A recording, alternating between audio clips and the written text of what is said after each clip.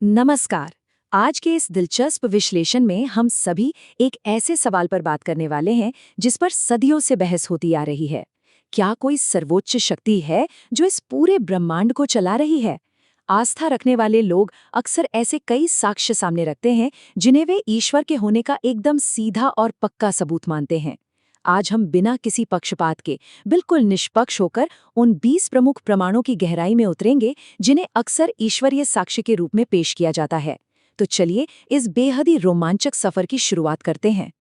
अब इस विषय की गहराई में जाने से पहले एक बुनियादी लेकिन सबसे बड़ा सवाल उठता है, क्या ईश्वर का सच में कोई भौतिक अस्तित्व है? मतलब क्या इस धरती पर ईश्वरीय उपस्थिति के कोई ठोस छूने लायक निशान मौजूद हैं, या फिर ये सब केवल हमारी आस्था और दिमाग की उपज है? आज हम जिन स्रोतों पर बात कर रहे हैं उनका बहुत ही दृढ़ता से ये दावा है कि ईश्वर के भौतिक और बिल्कुल जीवंत सबूत आज भी हमारे आसपास मौजूद हैं। अपनी इस चर्चा को हम मुख्य रूप से 5 हिस्सों में बांटेंगे। सबसे पहले ईश्वरीय प्रमाणों की खोज, उसके बाद प्राचीन ग्रंथों में छिपे साक्ष्य, फिर हम देखेंगे धरती पर मौजूद भौतिक अवशेष, उसके बाद बात करेंगे उन मंदिर चमत्कारों की जिन्हें आज तक कोई सुलझा नहीं सका है, और आखिर में आस्था के संगम पर इस चर्चा को समेटेंगे। तो आइए अपने पहले हिस्से से शुरू करते हैं, प्राचीन ग्रंथों में साक्ष्य, जो दरअसल इन सभी मान्यताओं का सबसे बड़ा आधार है। अगर हम स्रोतों के हिसाब से समय के पहिए को पीछे घुमाएं तो ये हमें सबसे पहले त्रेता युग में ले जाते हैं, जिसका बहुत ही विस्तृत वर्णन रामायण में मिलता है। फिर हम आते हैं द्वापर युग में, जिसका मुख्य आधार महाभारत है, और उसके बाद शिव महापुराण जैसे ग्रंथ जो आज के आधुनिक युग में भी अलग अलग तीर्थ स्थानों के जरिए अपनी अहमियत बनाए हुए हैं। ये पूरी टाइमलाइन हमें दिखाती है कि कैसे अलग अलग युगों में ईश्वरीय शक्ति के पृथ्वी पर होने को दर्ज किया गया है। अब यहाँ जो बात सबसे ज्यादा हैरान करती है वो ये है कि हमारे प्राचीन ग्रंथों की बातें कैसे आज के आधुनिक विज्ञान से जाकर टकराती हैं। रामायण और महाभारत में जिस ब्रह्मास्त्र का जिक्र है उसी को ले लीजिए। ग्रंथों के मुताबिक इसे पूरी सृष्टि को बचाने के लिए बनाया गया था, लेकिन दिलचस्प बात यह है कि महाकाव्यों में इस अस्त्र के फटने पर जो विनाश और धमाके का वर्णन है वो बिल्कुल आज के परमाणु बम यानी न्यूक्लियर बम के जैसा लगता है। ये एक ऐसी जगह है जहां पुराना इतिहास और नया विज्ञान एक ही धरातल पर खड़े नजर आते हैं। और यही चीज दिखाती है कि कैसे इन प्राचीन ग्रंथों को एक ऐतिहासिक प्रमाण माना जाता है। वाल्मीकि जी की रामायण और रामचरितमानस को इस बात का ठोस सबूत माना जाता है कि भगवान राम ने सच में इस धरती पर जीवन जिया था। बिल्कुल इसी तरह महर्षि वेदव्यास जी की महाभारत को भगवान श्री कृष्ण की मौजूदगी का दस्तावेज माना गया है। और तो और शिव महापुराण में धरती की उन सटीक जगहों का पूरा भौगोलिक वर्णन मिलता है जो सीधे तौर पर भगवान शिव से जुड़ी हुई हैं। चलिए अब हम अपने दूसरे पहलू की ओर बढ़ते हैं, जो है भौतिक अवशेष और निशान, यानी इस पृथ्वी पर छोड़ी गई वो ईश्वरीय छाप जिसे हम आज भी देख सकते हैं। जरा दो विशाल भौगोलिक चमत्कारों की तुलना करके देखते हैं। एक तरफ है राम सेतु, दक्षिण भारत और श्रीलंका के बीच समुद्र पर बना 30 किलोमीटर लंबा पत्थरों का पुल। स्रोतों का दावा है कि इसे त्रेता युग में खुद प्रभु श्री राम और उनकी वानर सेना ने बनवाया था। वहीं दूसरी तरफ द्वारका शहर है। ग्रंथों में लिखा है कि भगवान श्री कृष्ण ने अपनी नगरी को समुद्र में डुबो दिया था, और आज पुरातत्वविदों को गुजरात के तट पर समुद्र की गहराइयों में सच में एक पूरा का पूरा प्राचीन शहर मिला है। आस्था रखने वालों के लिए क्या ये उन कहानियों का सबसे बड़ा भौतिक प्रमाण नहीं है? और कमाल की बात यह है कि ये भौगोलिक सबूत सिर्फ भारत तक ही सीमित नहीं हैं। अगर हम भगवान हनुमान जी के पद चिन्हों के दावों को ही देखें तो अनंतपुर के लेपाक्षी में एक विशाल निशान है जहां वो घायल जटायु से मिले थे। श्रीलंका में समुद्र पार करने के बाद रखे गए उनके पहले कदम का निशान होने का दावा किया जाता है। यहाँ तक कि मलेशिया के पेनांग में एक मंदिर के अंदर भी उनके चमत्कारिक पदचिन्ह होने की बात कही जाती है। ये एक तरह से पूरी दुनिया में फैले निशानों का नक्शा बना देता है।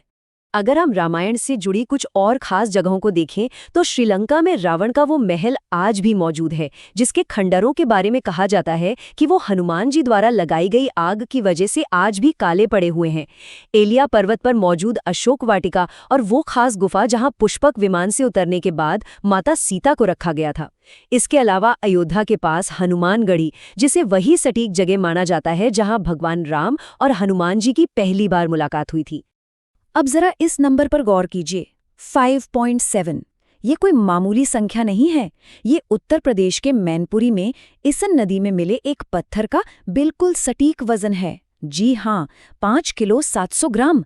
स्रोतों की माने तो इस भारी भरकम पत्थर पर भगवान राम का नाम लिखा हुआ है और विज्ञान के सभी नियमों को धक्का बताते हुए ये पत्थर आज भी पानी में आसानी से तैरता है। एक और बहुत ही दिलचस्प संख्या है, 51। स्रोतों के अनुसार जब माता सती ने अग्नि में खुद को भस्म कर लिया था, तब भगवान शिव उनके शरीर को लेकर पूरे ब्रह्मांड में भटक रहे थे। उस समय भगवान विष्णु ने अपने सुदर्शन चक्र से माता के शरीर को हिस्सों में बांट दिया था। वो अंग जहां जहां भिरे, आज पृथ्वी पर वो ठीक 51 शक्तिपीठों के रूप में मौजूद हैं। ये एक और ऐसा उदाहरण है जहां एक पौराणिक कथा सीधे हमारे आज के भूगोल से जुड़ जाती है। आइए अब चर्चा के तीसरे हिस्से पर आते हैं, अनसुलझे मंदिर चमत्कार। ये वो घटनाएं हैं जो आज भी निरंतर हो रही हैं और जिनका कोई स्पष्ट जवाब किसी के पास नहीं है। जैसे जगन्नाथपुरी के रहस्यों को ही ले लीजिए, ये सचमुच दिमाग को घुमा देने वाला है। दावों के मुताबिक इस विशाल मंदिर के ऊपर से आज तक न तो कोई पक्षी उड़ा है और न ही इसके गुंबद पर कभी बैठा है। इसी वजह से इसे एक तरह का प्राकृतिक नो फ्लाई जोन माना जाता है। लेकिन सबसे ज्यादा चौंकाने वाली बात यह है कि इस मंदिर का झंडा हमेशा हवा के बहने की दिशा के बिल्कुल उल्टा लहराता है। हवा जिस तरफ चल रही हो, झंडा उसके विपरीत दिशा में उड़ता है। ऐसी घटनाएं सीधे तौर पर हमारे विज्ञान और फिजिक्स को चुनौती देती हैं। चलिए इन दो क्षेत्रीय चमत्कारों को आमने सामने रखकर देखते हैं। महाराष्ट्र का शनि शिंगाणापुर। सोचिए, एक ऐसा पूरा का पूरा गांव जहां किसी भी घर में दरवाजे ही नहीं है। वहां के लोगों का अटूट विश्वास है कि स्वयं शनिदेव उनकी और उनके घरों की रक्षा करते हैं। और दूसरी तरफ है उज्जैन का काल भैरव मंदिर, जहां मान्यता है कि देवता सच में अर्पित की गई मदिरा यानी शराब का सेवन करते हैं। और तो और स्रोतों के मुताबिक अंग्रेजों के जमाने में इस रहस्य को सुलझाने के लिए मूर्ति के आसपास खुदाई तक करवाई गई थी, लेकिन उन्हें कोई भी वैज्ञानिक कारण नहीं मिल सका। और फिर हमारे सामने कुछ ऐसे चमत्कार हैं जो सीधे प्रकृति से जुड़े हुए हैं। श्रीनगर से करीब 103 किलोमीटर दूर अमरनाथ गुफा में बर्फ का एक शिवलिंग पूरी तरह से अपने आप आकार लेता है, बिना किसी इंसानी दखल के। और जैसे ही भक्तों के दर्शन पूरे होते हैं, ये शिवलिंग प्राकृतिक रूप से खुद ही पिघलकर विसर्जित हो जाता है। बिल्कुल ऐसे ही कैलाश पर्वत के बारे में भी यह दावा किया जाता है कि आज तक कोई भी इंसान उस पर्वत की चोटी तक नहीं पहुंच सका है। जो भी कोशिश करता है वो दिशा भटक जाता है या वापस लौटने पर मजबूर हो जाता है। अब हम बात करते हैं एक बहुत ही आधुनिक और दिल दहला देने वाली घटना की। तारीख थी 16 जून 2013। हम सभी को याद है कि उत्तराखंड में मंदाकिनी नदी ने उस दिन कैसा रौद्र रूप लिया था। वो खौफनाक बाढ़ अपने रास्ते में आने वाली हर एक चीज को, पहाड़ों को, मकानों को, पूरे के पूरे गांव को तिनके की तरह बहा ले जा रही थी। और वो पानी का सैलाब सीधा उस प्राचीन केदारनाथ मंदिर की ओर बढ़ रहा था। लेकिन फिर जो हुआ उसे आस्था रखने वाले लोग भगवान शिव का सबसे बड़ा और जीवित प्रमाण मानते हैं। उस विनाशकारी सैलाब के बीचों बीच मंदिर के ठीक पीछे अचानक एक विशाल शिला, एक बहुत बड़ा पत्थर प्रकट होता है। उस एक शिला ने नदी के उस खूंखार बहाव को चीरकर 2 हिस्सों में बांट दिया और वो प्राचीन केदारनाथ मंदिर उस भयंकर तबाही के बिल्कुल बीचों बीच खरोच तक आए बिना सुरक्षित खड़ा रहा। इस एक दृश्य ने अच्छे वैज्ञानिकों को निश्शब्द कर दिया था।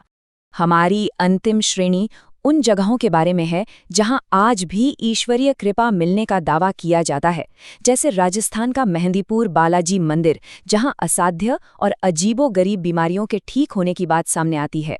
जम्मू कश्मीर में माता वैष्णो देवी का वो पवित्र स्थल, जहां कहा जाता है कि पंडित श्रीधर को 3 दिव्य ऊर्जाओं ने दर्शन दिए थे। और भगवान हनुमान की अमरता का वो दावा, जिन्हें माता सीता से चिरंजीवी होने का वरदान मिला था।